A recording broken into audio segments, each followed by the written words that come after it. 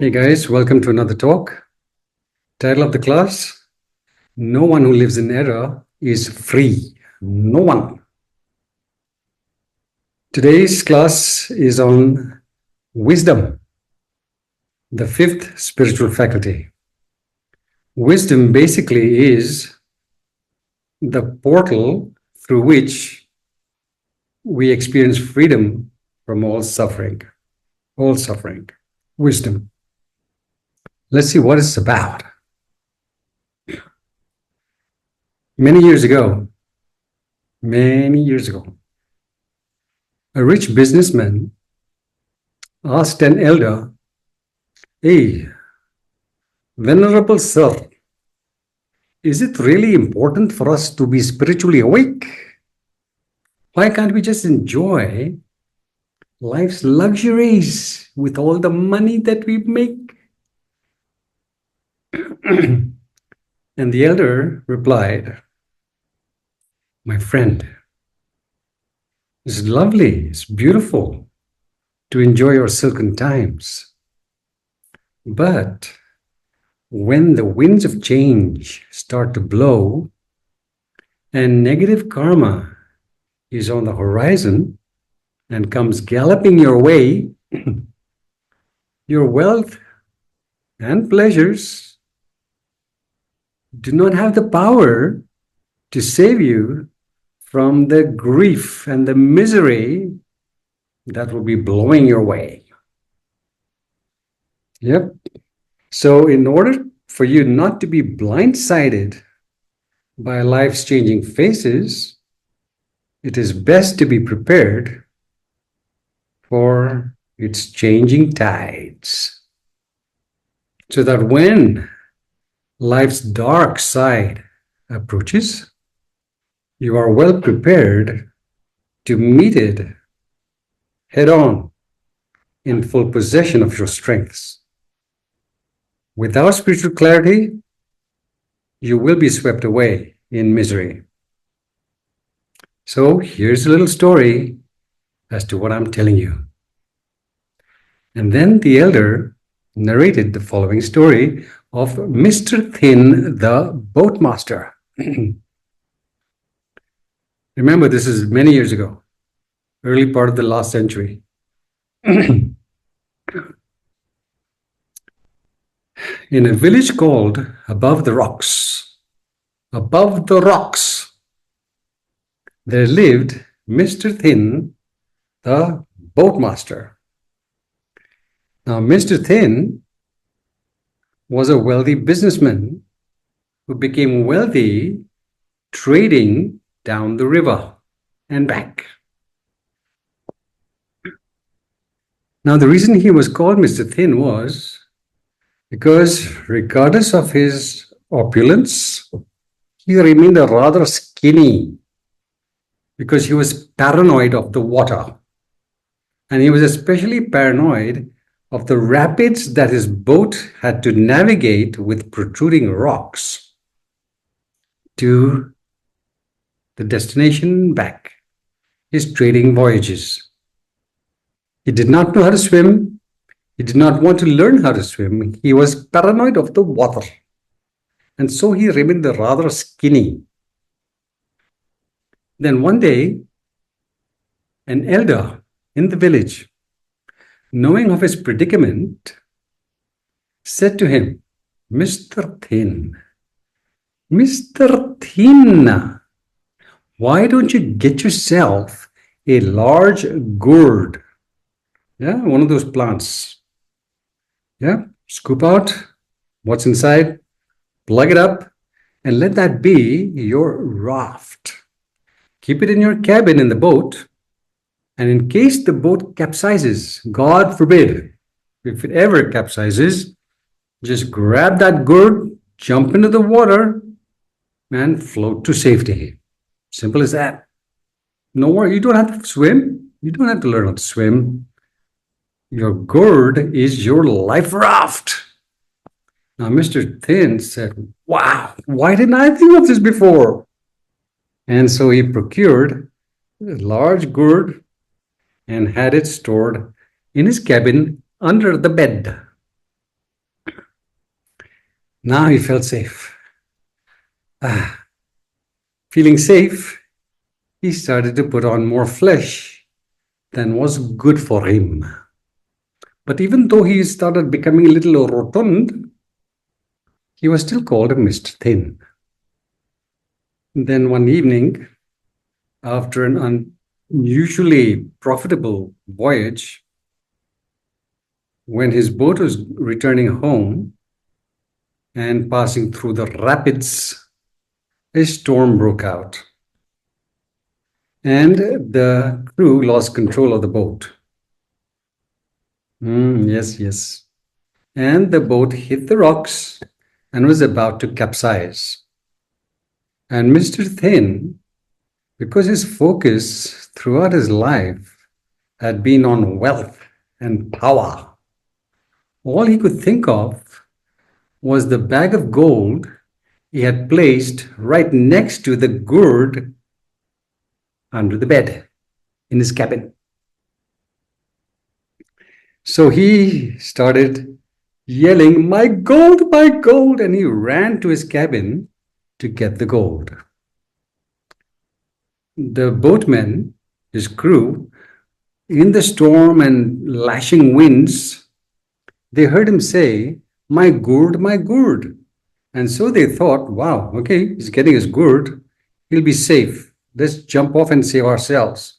So they jumped into the water and swam to safety. Remember what I said in the last class, that whatever we place our attention on becomes real for us.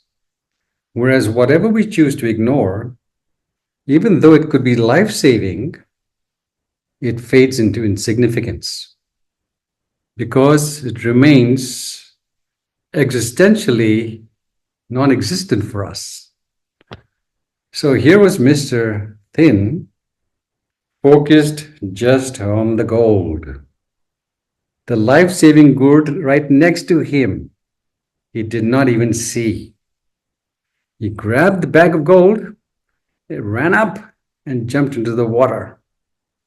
And lo and behold, the fish had a banquet that night. And he straight into the heaven realms. Well, wherever. Okay, popped. And therefore,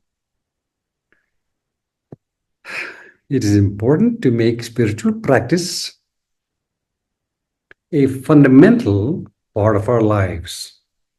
Because if it is not in the forefront of our consciousness, then during moments of crisis, it can be of no value to us.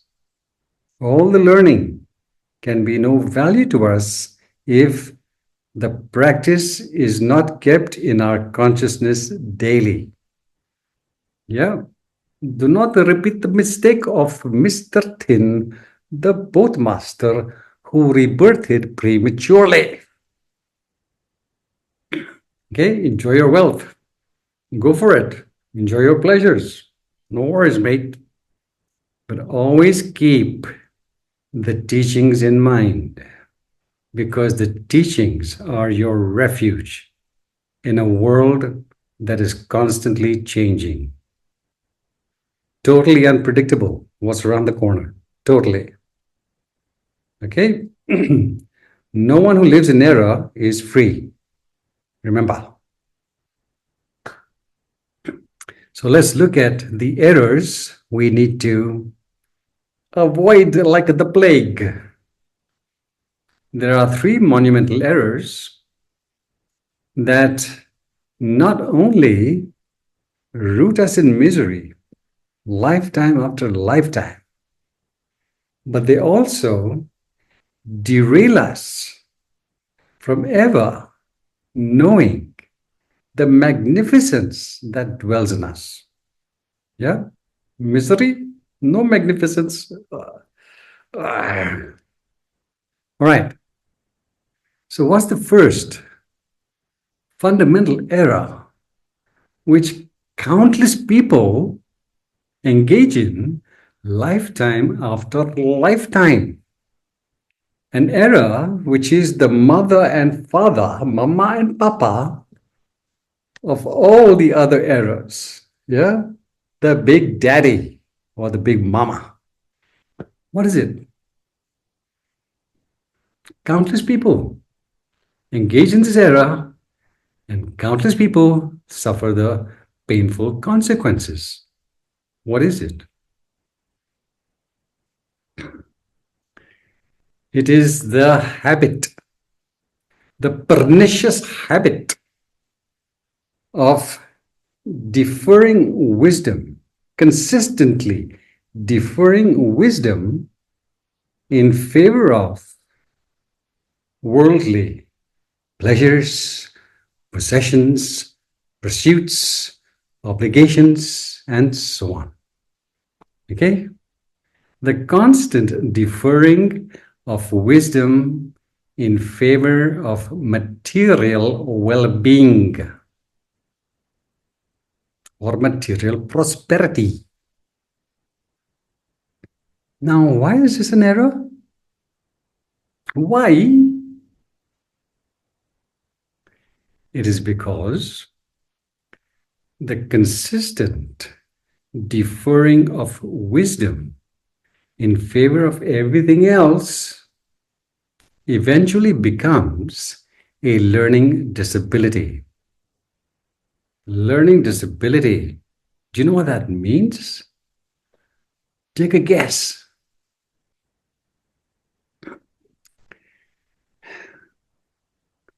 A learning disability arises when we can no longer learn from our mistakes or the mistakes of those around us. Cannot learn from our mistakes or the mistakes of those beings around us. I've given this example in a previous class, but I'm going to say it once again because it's so powerful, this example.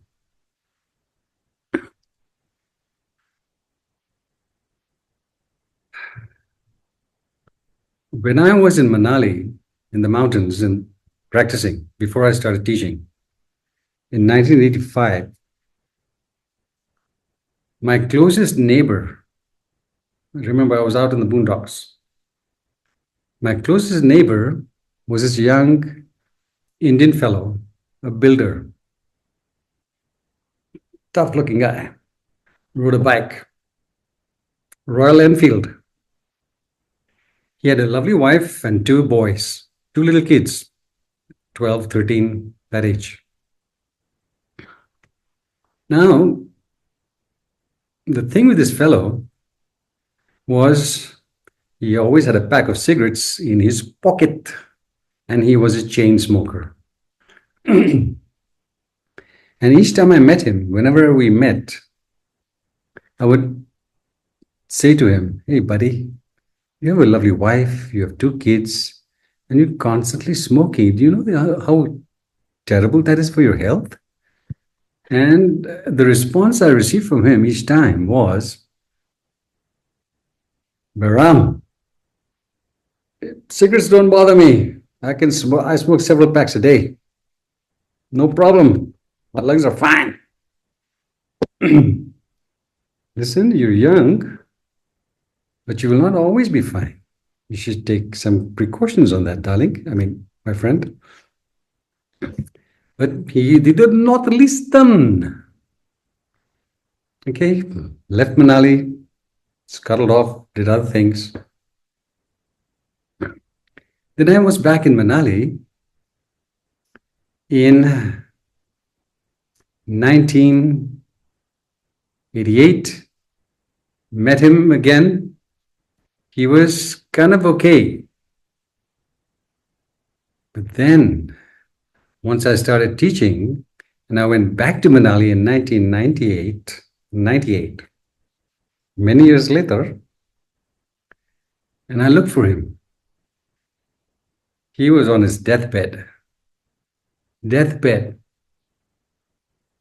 And he said to me when I went to see him, "Yes, many friends told me not to smoke. You told me not to smoke, but I did not listen.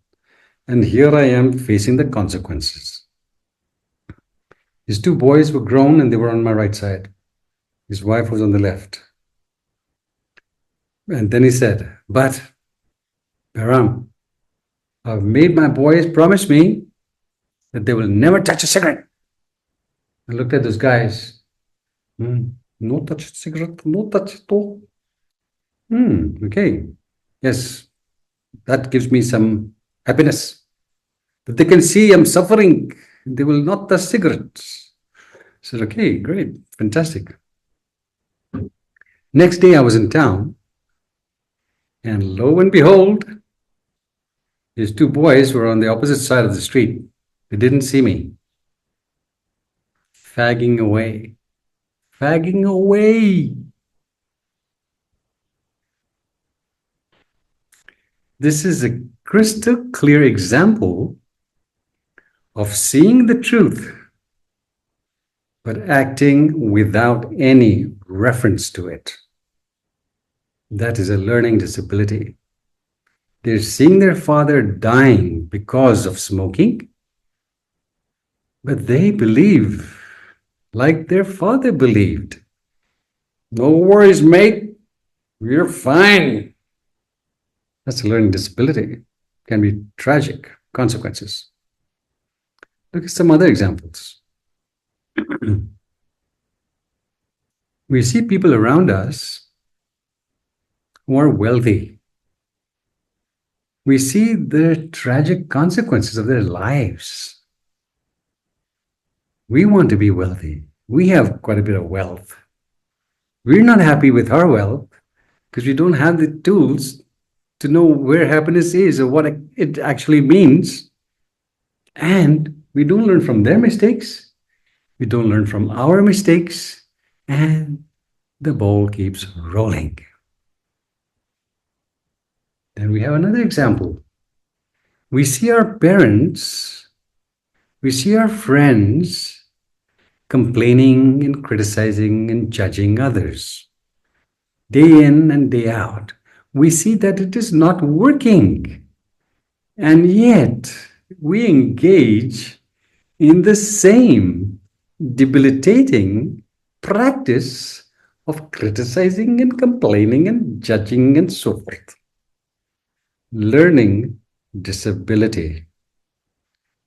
Due to the deferring of wisdom consistently. Not a good idea.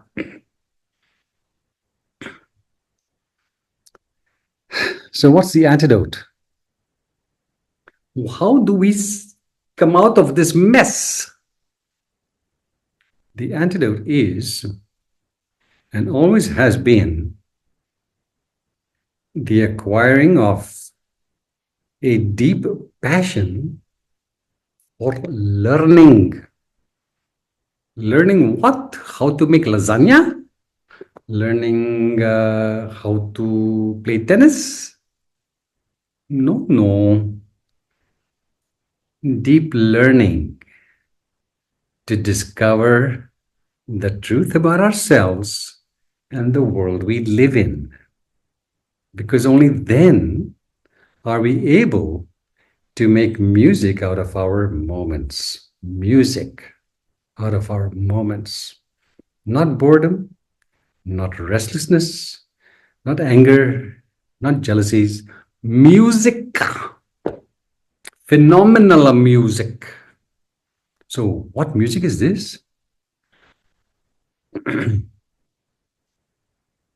Suppose you were a world-class pianist, brilliant pianist, and with each performance, you were able to enthrall your audience with your skill.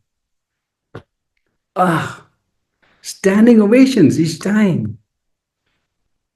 Tell me, where does that exquisite music come from? Where does it come from? The piano?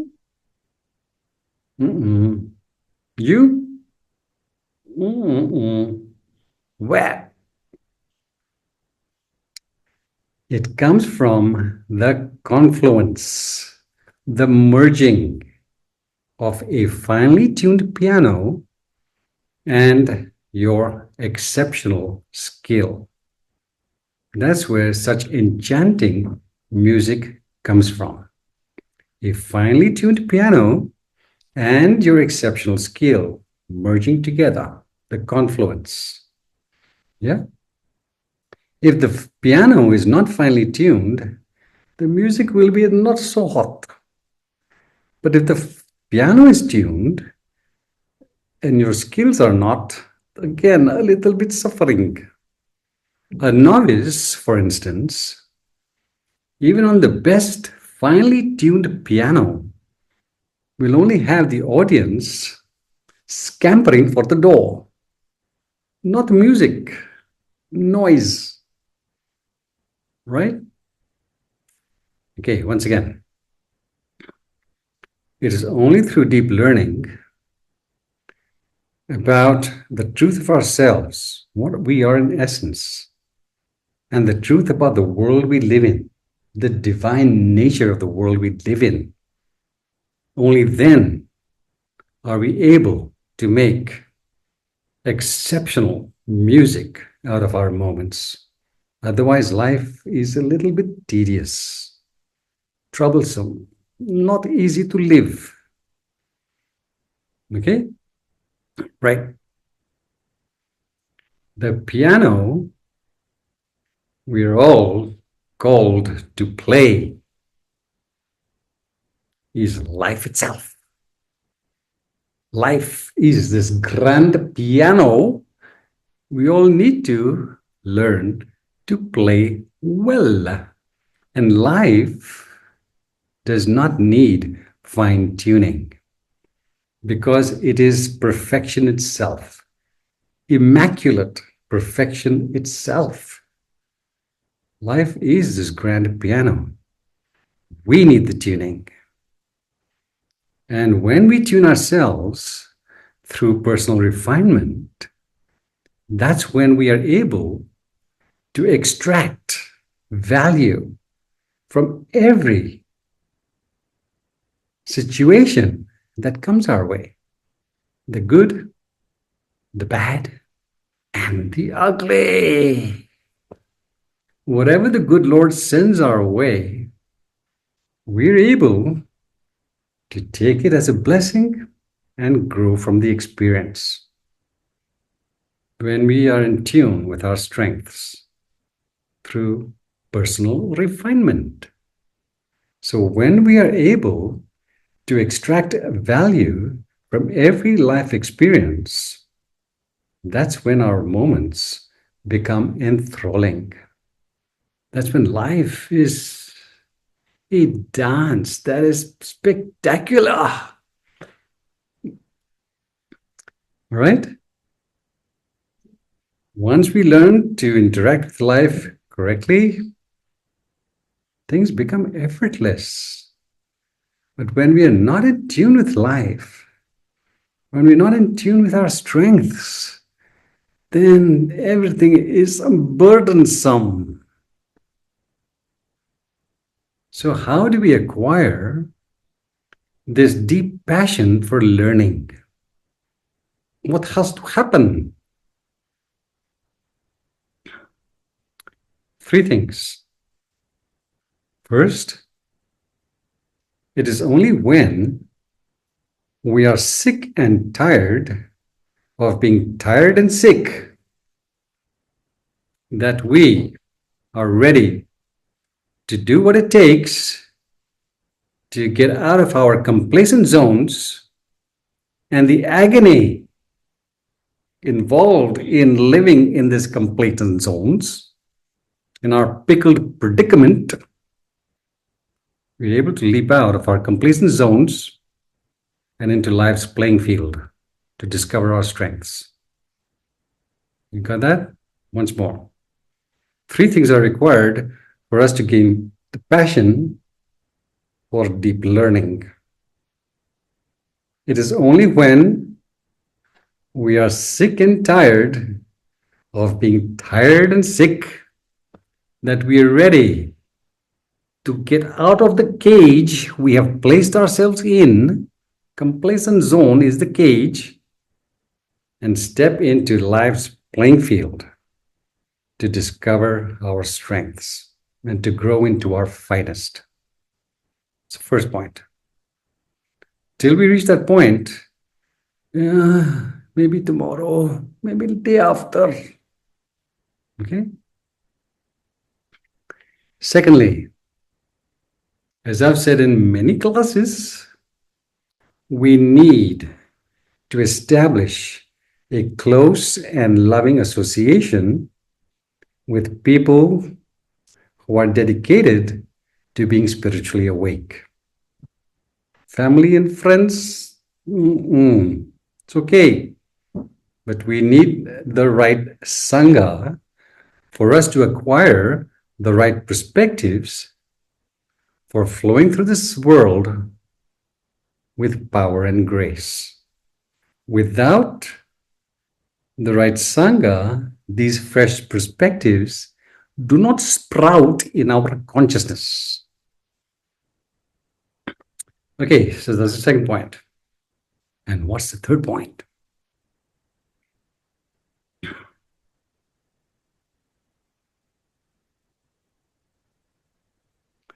We need to bridge the gap. We need to close the gap between our knowing and our doing. Because the choices we make today determine what we will experience tomorrow. I'm sure you've heard the saying that knowledge is power. Power. Knowledge. But is that really true? Knowledge is power? Only half the statement. So what is the full statement?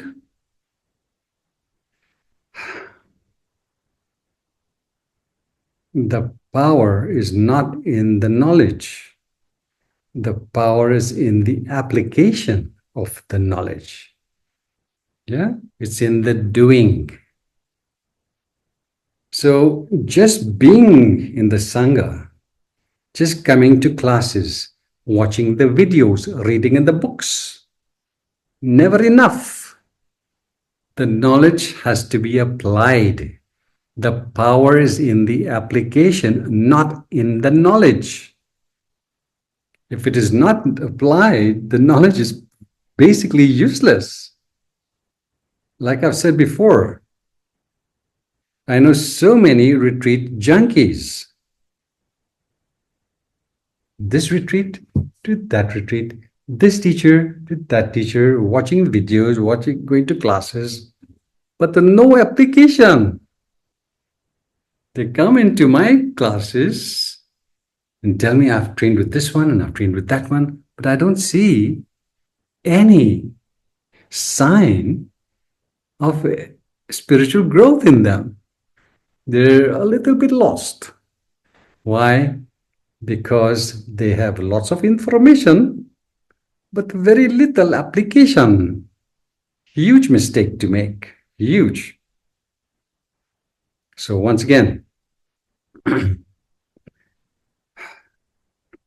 the mama and papa of all the errors people engage in, which gives birth to all the other errors, is the consistent deferring of wisdom, which eventually becomes a learning disability.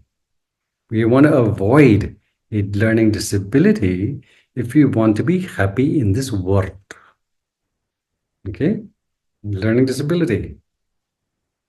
Wakey, wakey. The antidote, deep learning. Deep learning does not just mean accumulating information. Deep learning means to apply what we learn and to gain mastery of what we learn through the application. That's deep learning. Okay? Hi. Second error. What is the second big error that countless people marinate in daily? The second massive error, monumental error, is in allowing toxic imprints, harmful imprints from the past to determine our present choices. Not a good idea to allow toxic, harmful influences from the past to determine our present choices. What's the antidote? Acute mindfulness and laser-sharp focus on what really matters. Love, compassion, joy, equanimity, spiritual clarity. Serving others is what really matters. If we do not live in tune with these natural laws, if we continue to transgress these natural laws, we are inviting disaster to ourselves. Please understand that the gods of the lower worlds, the gods, they do not look favorably upon those who seek rewards without willing to pay the price for them. We want to be happy. We want to be successful. We want to be healthy, and so on. Rewards. But unless we are willing to pay the price for them, it ain't happening. Life does not play favorites. Yeah? We want to experience this world at its best. We need the appropriate consciousness to experience this world at its best. No criticizing, no judging, no fearing, no resenting, no jealousies.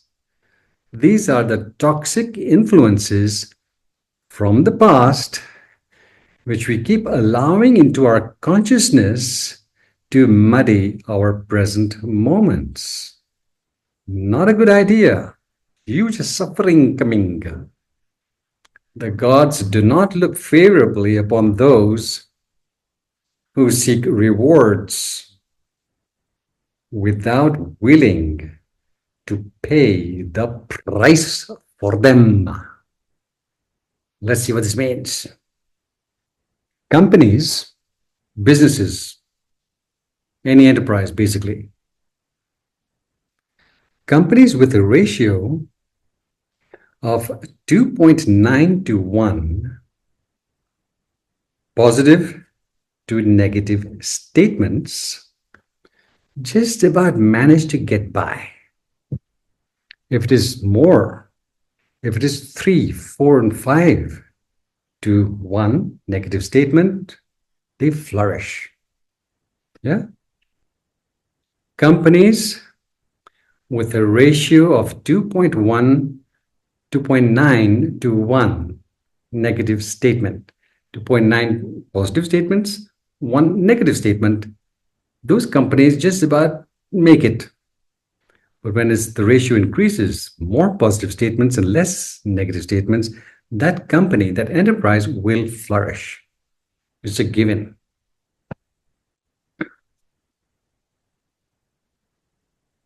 If the ratio becomes rather negative, it is 2.9 to 2, 3 or 4 negative statements, that company, that business, that enterprise is heading for disaster. A negative ratio may work well for lawyers. Yeah. Negative ratio, lawyers. But it comes at an exceptionally painful cost. Law, if you check for yourself, is one of the professions with the highest depression rates, suicide rates, and divorce rates. Yeah, negative ratio, they're locked in the negative zone. Criticizing, complaining, putting people down, right? Not a good idea. Comes at an extremely painful cost. So what would be the right ratio for a marriage, for parenting, or for being with friends? What would be the ideal ratio? 2.9, 0.1, 2:1? No, no. 5 positive statements to 1 negative statement is an ideal ratio for a marriage to flourish, for our relationship with our kids to flourish, with our friends to flourish. If it is even more, if it is 6, 7, and 8 to 1 negative comment, you are rocking. Okay? Right. But if the ratio is 1 positive statement to 3 negative statements, any relationship is heading for an unmitigated catastrophe. Whether it is in marriage, parenting, friends, work, social situations, 1 positive statement to 3 negative statements, you're heading for head collision with disaster, head-on collision. Stay away from negativity. No allowing toxic influences from the past, toxic imprints from the past to determine our present choices. We need to be extremely vigilant not to allow this constant flow of criticism and judgments and negativity to muddy our present moment. Because if we allow it to continue, our destiny is going to be bleak. By default. Wiki wiki.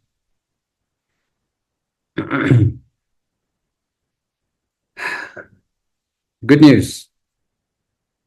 Now, the good news is that we, yes, we are endowed with a spectacular ability. Yes, we have it to maximize our minimal potential in anything.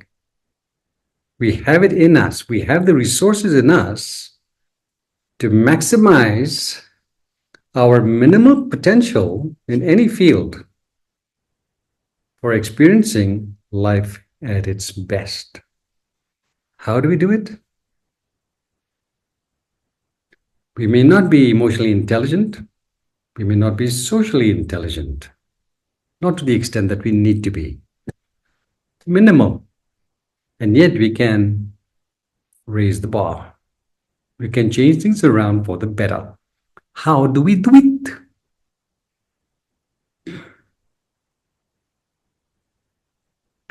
By ensuring that we learn and grow from every experience that comes our way, instead of allowing that experience, that challenge, to harm or to destroy us. Okay? Whatever the good Lord sends our way, we must view it as a blessing and learn to respond to it in a manner that brings out our best. Because if we respond to it in a manner which brings out our fears, doubts, and insecurities, we are not going to learn from the experience. We will repeat the causes that created that experience, and we will suffer accordingly. Once again, how do we maximize our minimal potential in anything by learning to gain value, to extract value from each and every experience that comes our way. Not push it aside, not resent it, not avoid it, not whatever. Yeah? But how to do this, Master B?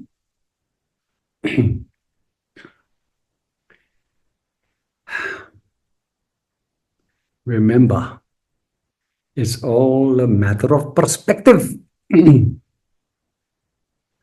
It's all a matter of how we are describing the experience or the challenge to ourselves, our narratives, the stories we tell.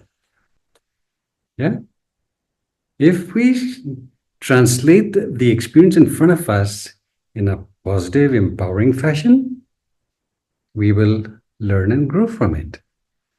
If we translate the experience in front of us in a negative fashion, it will get the better of us. Remember the monkeys, remember the spiders I lived with for 8 months. Oh God, it was not easy.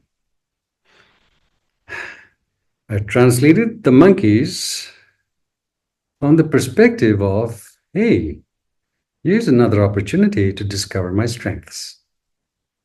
And I walked right through the tribe without being harmed. Yeah? It's how we perceive things, how we place our attention that determines our reality. Let me describe this a little more. How many of you have heard of Niels Bohr and Werner Heisenberg? Two important names, pioneers in quantum mechanics or quantum physics. How many of you know of Heisenberg's uncertainty principle? What does that tell you? In layman's terms,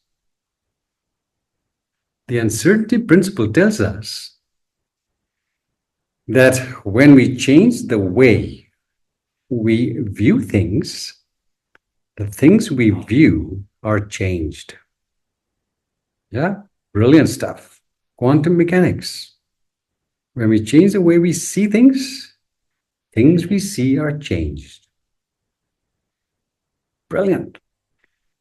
See the monkeys in a different way, and the monkeys become little teddy bears. See the monkeys in the wrong way, and the monkeys become teeth and claw. Another thing about quantum physics, quantum, tiny, tiny subatomic particles, tells us that when we really go down into so-called matter, there is no matter. There's nothing solid. So what is there? What are those tiny subatomic particles? Well, are they particles or are they waves or are they whatever? It tells us that there's nothing solid in this world. It's everything is basically a vast field of possibilities. Brilliant stuff. That's what the Buddha discovered 2,500 years ago when he talked about the empty nature of things. There's nothing solid in this world. Everything is like clay. It can be molded correctly. You mold it correctly and you prosper. You mold it incorrectly and you fashion a nightmare for yourself. Once again,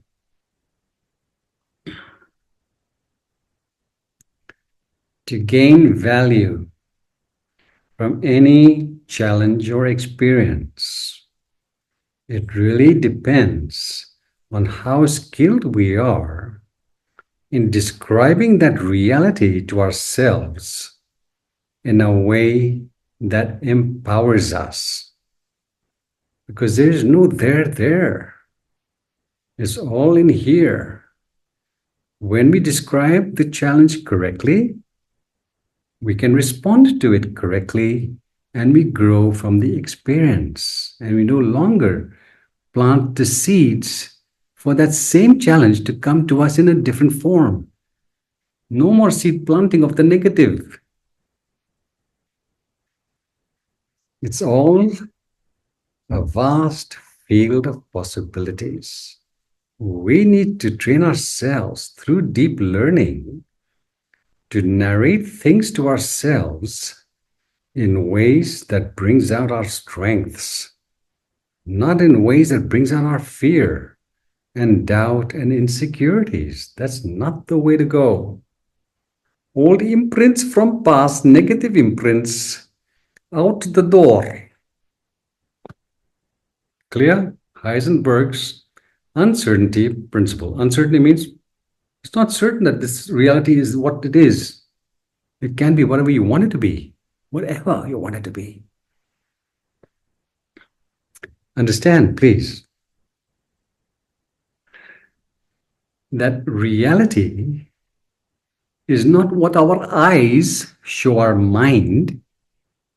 It's what our mind creates for our eyes to see. Wrap that around your head. Reality, what is out there, so-called out there. Reality is not what our eyes show our mind. Reality is what our mind creates for our eyes to see. Any examples come to mind?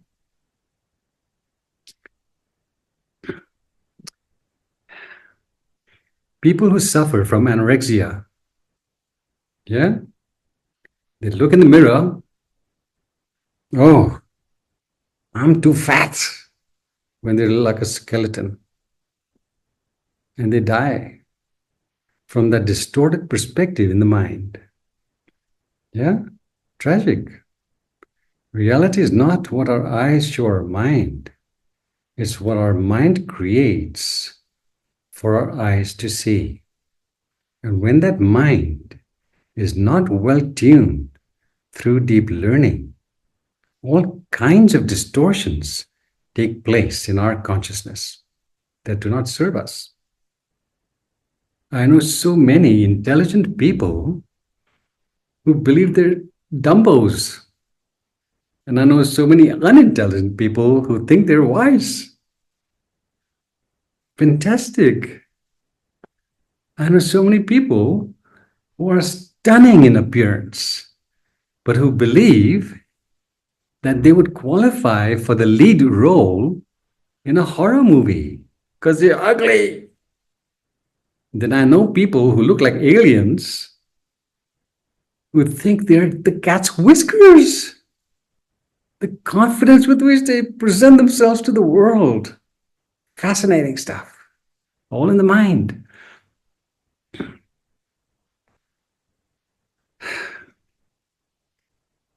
I had a friend in Bombay.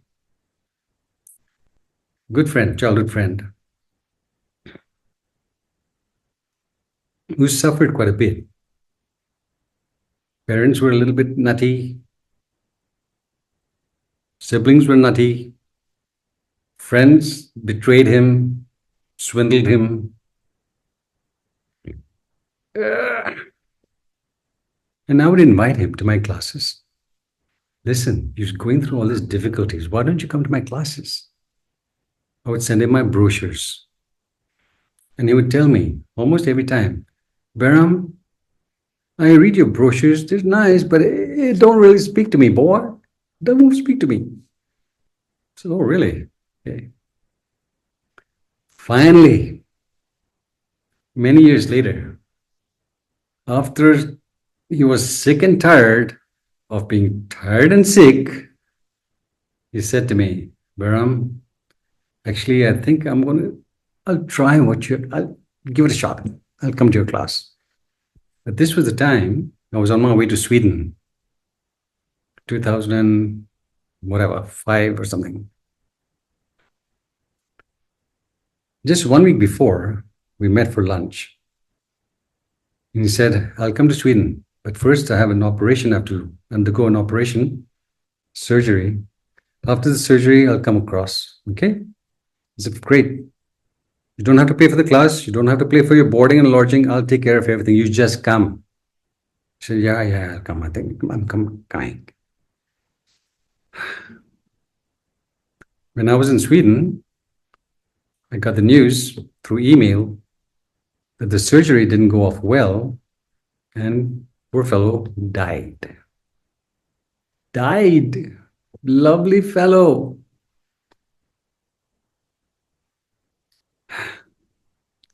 All those years, when I invited him to my classes, he couldn't see the value in what I was offering.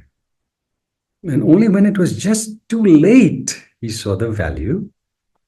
But it was too late. Yeah? Reality is not what our eyes show our mind. It's what our mind creates for our eyes to see. When our mind is not well educated, we see a distorted world. We see things that are not true, and we believe them to be true. Not a very good idea. Everything we experience, everything we value or don't value, see as important or unimportant, useful or useless. Yeah? Everything we experience is the undeniable, undisputable result of how and where we have chosen to place our attention. If our attention is misplaced, Behram, your classes don't speak to me. I'm not coming. If our attention is misplaced, we suffer. If it is well placed, we prosper. Simple rule of life. Yeah? Just think of the amount of rubbish we concoct in our mind daily. He's like this, she's like that, it's not possible, I like this, I don't like that. The stuff we make up. And then we believe in that stuff. The gibberish. Because why? We don't have the learning. And therefore, we don't have the discernment to know true from false. We believe in falsehood day in and day out. Some examples. Think of people in their 40s and 50s who rush to divorce. The very people they rushed to marry when they were in their 20s. Oh, if I marry this person, I'll be so happy. Now in their 40s and 50s, they're rushing to divorce. Hallelujah. What were the stories they said in their head that made them marry that person in the first place? Then think of those in their 30s and 40s who pay big bucks to remove the tattoos which they paid big bucks to put on when they were much younger. Stories they tell. Oh, I have to have this tattoo on my neck, on my head, on my wherever. Yeah, they were convinced that the tattoo had to be on their skin. And then in their 30s and 40s, they're convinced they don't want the tattoo. Crazy. The stories we concoct. And we actually believe in this gobbledygook because no learning.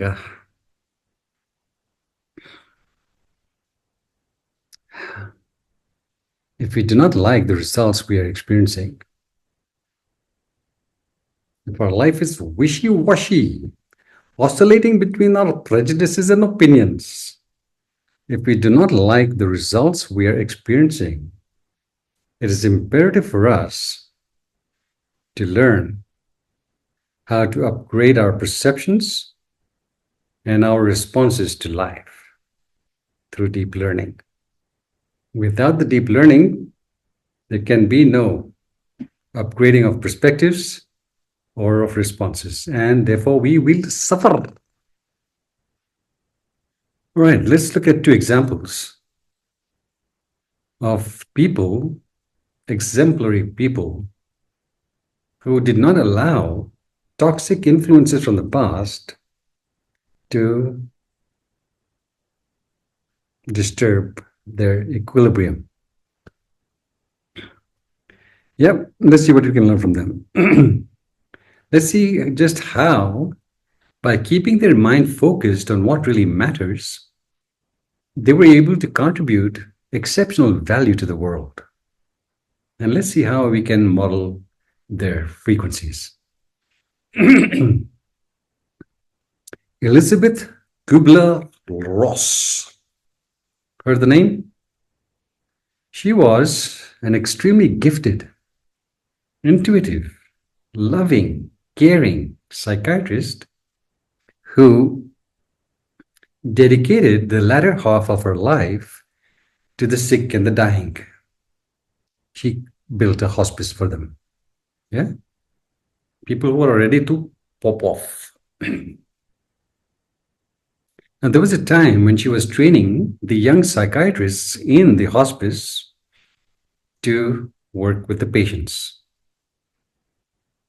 And these young fellows knew all about the psychodynamics of dying, and they knew all about the patient's physical history. Yeah?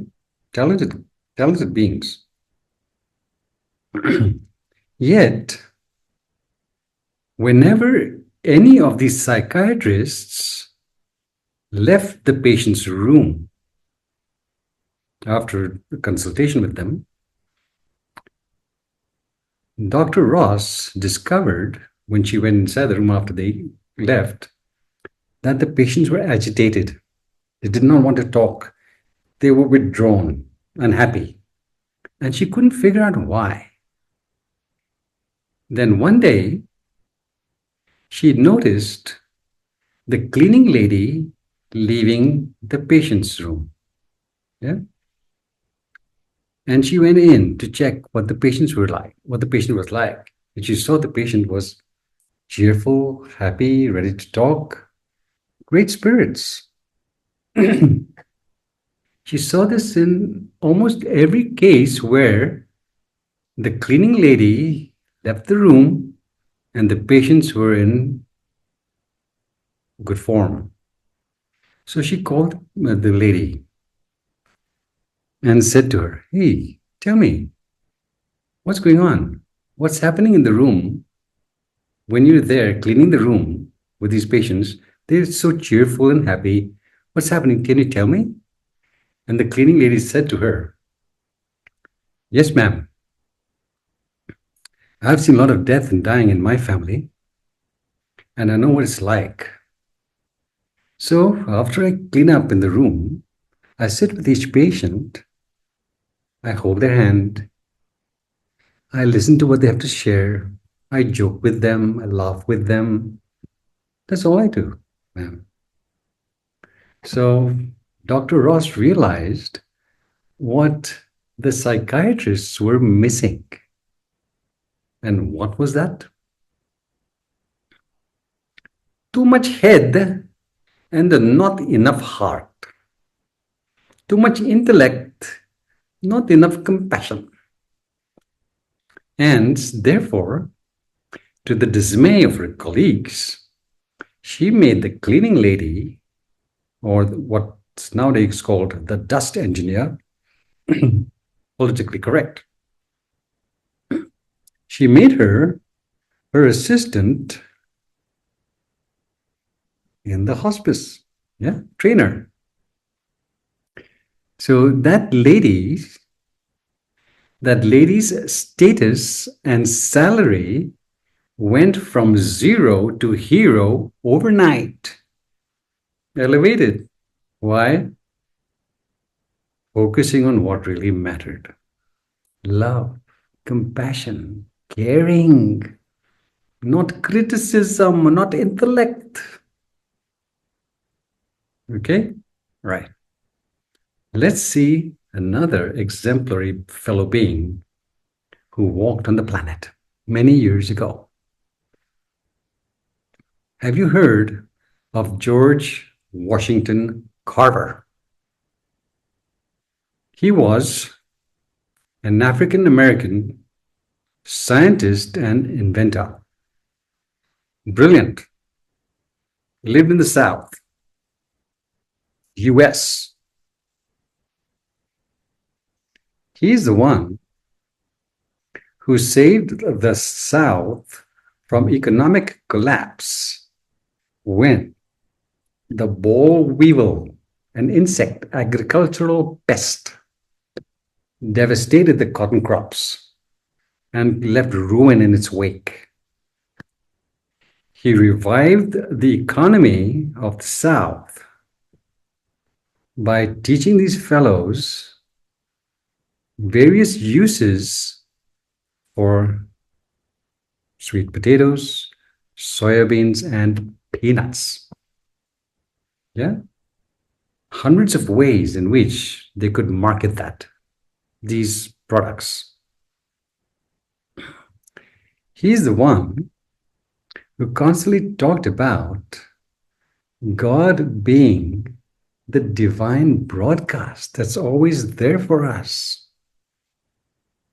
He used to walk early morning in the fields and commune with nature, love the nature around him, and you will not believe it if you're a skeptic. But the plants actually spoke to him.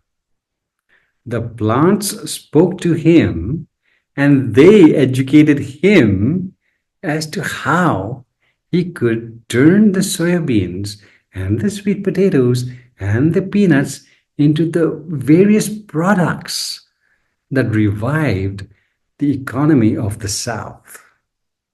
Brilliant stuff. So this fellow, Brother George, has given us a profound statement that we need to tattoo into our consciousness if we're going to live wisely. What he said was, there's nothing in this universe, nothing in this universe that will not reveal its secrets to us if we only love it enough. Love it, and the secrets are revealed. The divine broadcast is all the time there. He never had to grope for any methods. All he had to do was just love God and love life around him. No groping for methods. Whatever he needed to know was revealed to him, brilliantly revealed to him. And the same can be true for you. Let go of the toxins in your mind because they're blocking the divine broadcast. It's all the time there. But we're not perceiving life's magnificence for as long as we are flooding our consciousness with trivia and toxins. Not good. Okay, so here's a little practice you may wish to practice. For the next 24 hours, do your best not to criticize, complain, or judge anything on the planet. No negative frequencies. Instead, keep your mind focused for the next 24 hours on all the things you can be thankful for. the blessings you enjoy, which you're taking for granted. See how that works for you. And then if it works a little bit, then practice for the next 24 hours till it becomes a default setting. Stay away from toxic influences from the past because they're ruining your present moment and preventing you from experiencing a fantastic destiny. Okay? This is the second monumental error we need to stay away from.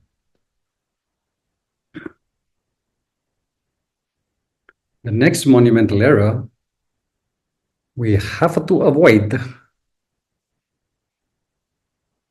What is it?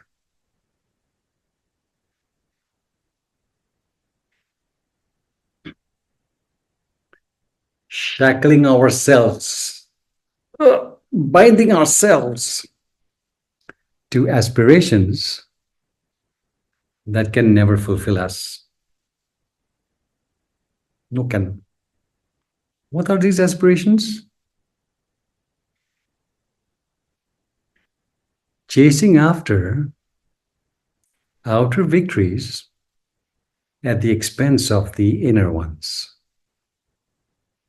Shackling ourselves to aspirations that can never fulfill us. And these aspirations are our frantic pursuit for material gain, whereas spiritual gain is left neglected. What a tragic choice to make. Yeah? Chasing after outer victories at the expense of the inner ones. Not a good choice at all. So what is the antidote? The antidote always has been, always will be, deep living. Not shallow living, deep living. Here's an example, or some examples. A billionaire, billion with a B, yeah? A billionaire gave a party in his private island somewhere in the Caribbean. With his private jet, private yacht, hey, big bucks. He gave a party for his friends. Well, a lot of people enjoy being in such parties. A lot of drugs, a lot of sex, a lot of everything, pleasures. Yummy, yummy. In that party, there were these two friends. Let's call them Paul and Joe.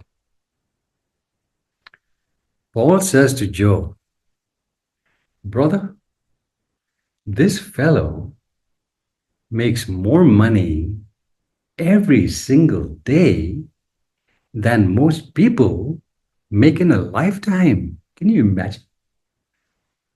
And Joe says to Paul, maybe so, but I have something which he doesn't. Really? You've got something which he doesn't? What's that? And what did our friend Joe say? He said, I have a sense of enough. He doesn't have that. I have the bliss. I enjoy the bliss of knowing enough. He has no sense of enough. He's constantly striving for more, filling a void that cannot be filled. That's what's the problem with shallow living. Yes, billionaire, private jet, private yacht, private homes, private this, private that, but no sense of enough. That's shallow living. unhappy life, terrible life, wasted life.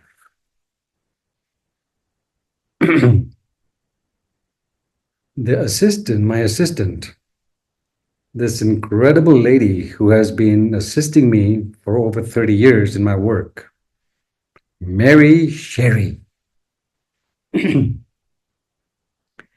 Beautiful lady, and all counts, all counts.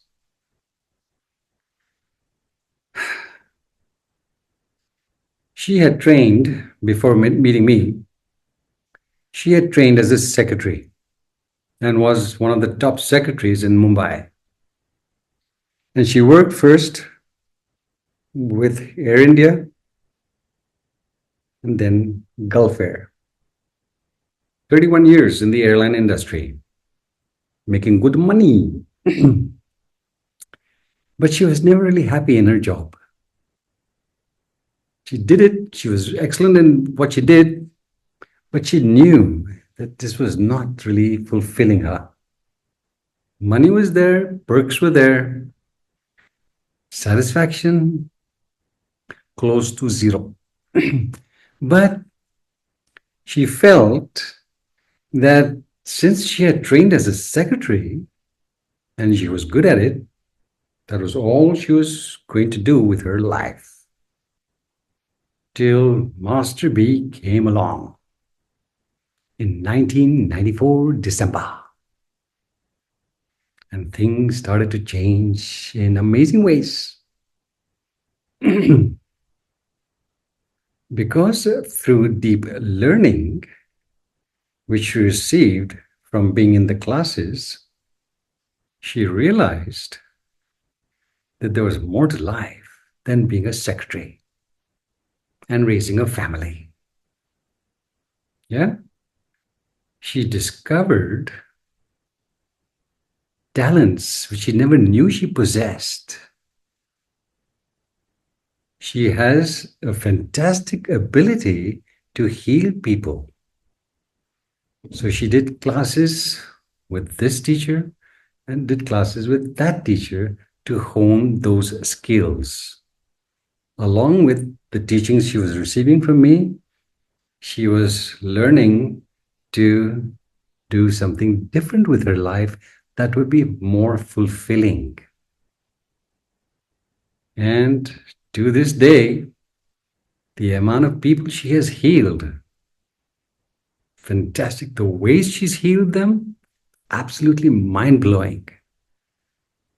How did she find that?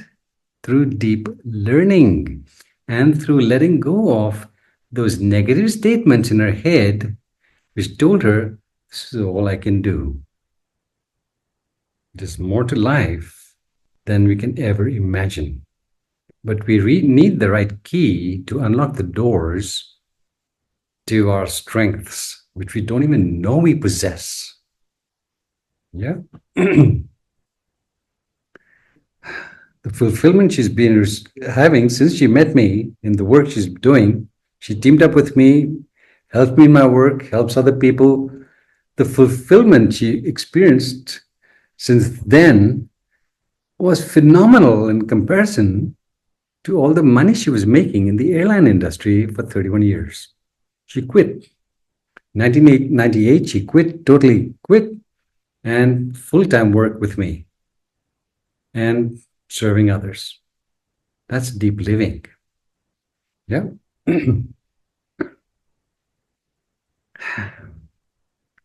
Please understand that the hallmark of mediocrity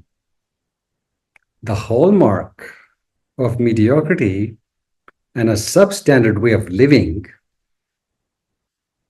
is witnessed in our resistance towards discovering what is finest in us.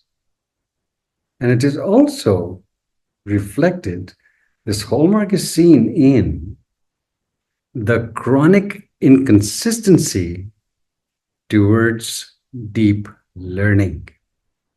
What does that mean? What am I talking about? What I said earlier. There are so many people watch these videos, read the books, go to classes, go on retreats, but there's no follow-up. There's this chronic inconsistency in practicing the teachings. So they remain in the ditch. Yeah? There's some resistance to really discovering what is finest in them. Some residual karma from the past will not allow them to really cut through all the garbage in their consciousness. Tragic. No human enterprise can succeed at the highest level through chronic inconsistency and a tenacious resistance towards raising the level of our awareness. Not possible. No human enterprise can succeed at the highest level through chronic inconsistency and a tenacious unwillingness to discover the truth about ourselves. Raise the level of our awareness.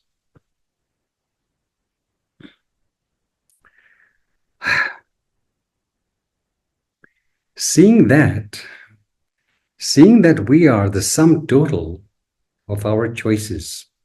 Yep, sum total of our choices. It is imperative for us to learn how to choose better so that we can live better. And the only way we can choose better is through deep learning, consistently, not the once in a while. Here's what I'm talking about.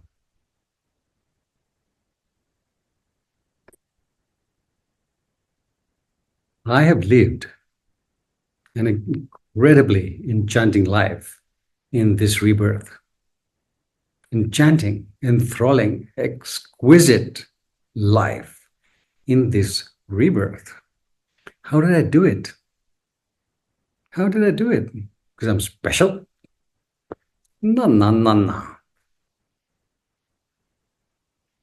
Wherever I go, people warm to me.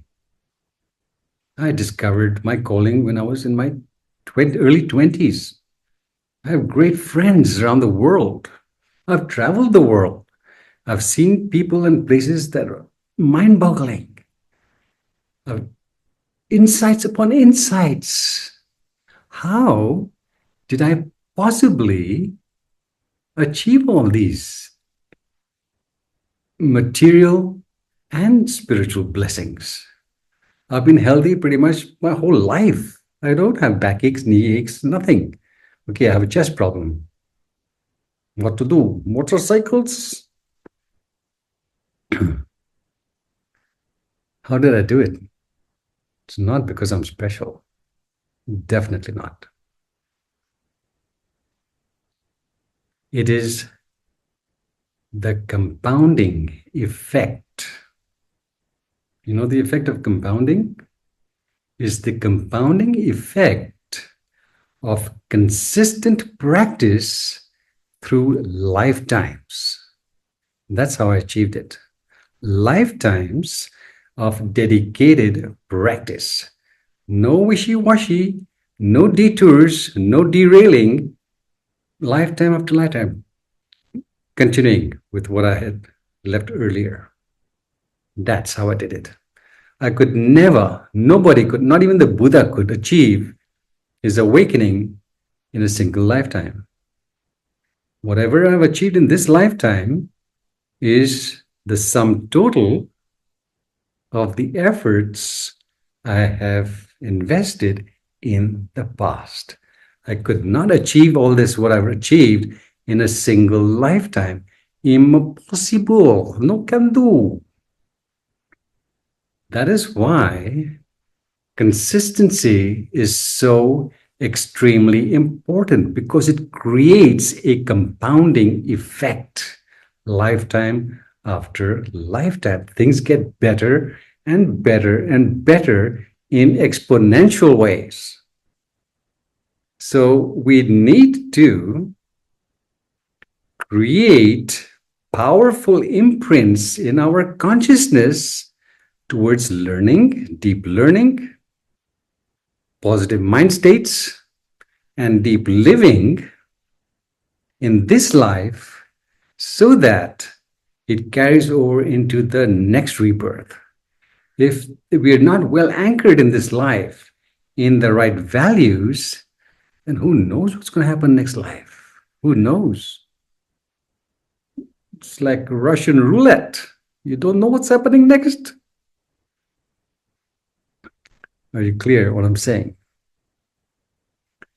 The hallmark of mediocrity and a substandard form of living is reflected in our unwillingness to invest sufficient time to discover what is finest in us.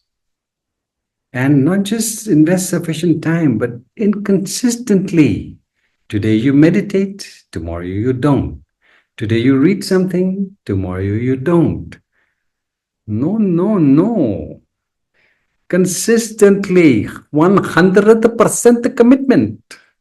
Tyrannosaurus Rex. Only then things change for the better. Not otherwise. Okay? So whatever I have achieved in this life is not the outcome of the efforts I've put into this life's practice. It is the compound effect of previous life's practice which are now blossoming for me. And the same can be true for you. Dedicate yourself fully to the practice and watch how the practice works for you. If you don't practice the practice, like Mr. Thin, the boatmaster, when crisis is coming, so will the suffering.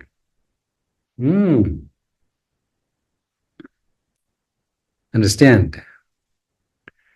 Great minds ask great questions. Why? Where can I go shopping next? Is a great question. No. Where shall we go for vacation is the next great question. No, no, no. How to make big bucks? Not a good question, not great question, not great mind. Yeah? Why do great minds ask great questions? It's because it keeps their life on track, on what really matters. It allows them to craft a well-considered life instead of a wasteful one. A well-considered life that is of tremendous value to the world instead of a reckless and wasteful one. Yeah? So by keeping our mind open and keeping it in a questing frame of mind, keeping this mind, our consciousness in a questing, inquiring frame of mind, we broaden our universe and we add high-octane fuel to the boundless resources we are born with for walking in this world with power and grace. No fear, no doubts, no insecurities. Walking in this world with power and grace. Yeah? Questing frame of mind. How can I be a blessing for myself and those around me? What has to happen? Why do I constantly procrastinate on matters of importance? How can I let go of this habit? Great minds ask great questions. What questions drive your life? Check. So, in conclusion, to achieve all the things we yearn for that are of mutual benefit for ourselves and those around us. We need to step boldly into life's playing field, not wishy-washy, boldly into life's playing field to experience the bliss, the joy, the fulfillment that comes through deep living. Not wishy-washy living, deep living. Yeah, otherwise, mediocrity. So please understand that no balls, no babies. If there are no balls, there can be no babies. Yes? To acquire the balls or the courage to step into this world correctly and to live a deeply enriching life, we need deep learning. We need to cultivate states of mind that are profound, not toxic. And we need to engage in deep living, not shallow living like the billionaire. That's a shallow life, wasted life. Yeah? We need deep learning, profound mind states, and deep living to get the balls, the courage for flowing through this world with power and grace. But these imprints have to be anchored in our consciousness to such an extent that they follow us into our next rebirth and the one after. Cannot be just for one rebirth. Compound effect. Understand the value of compounding, the exponential growth that takes place through compounding. And that requires consistency of practice. Not wishy-washy once in a while when we feel like practice. Dedicated, all out, full-blown commitment to the practice. You got it? No one who lives in error is free to experience life at its best. No can do. Remove these three errors. Deferring of wisdom, remove. Remove toxic imprints, remove. Remove shallow living, remove. And watch how life will give you the free pass to enter the gates of paradise. It's right there. You can do it. Stay tuned. Thank you for listening. Hallelujah.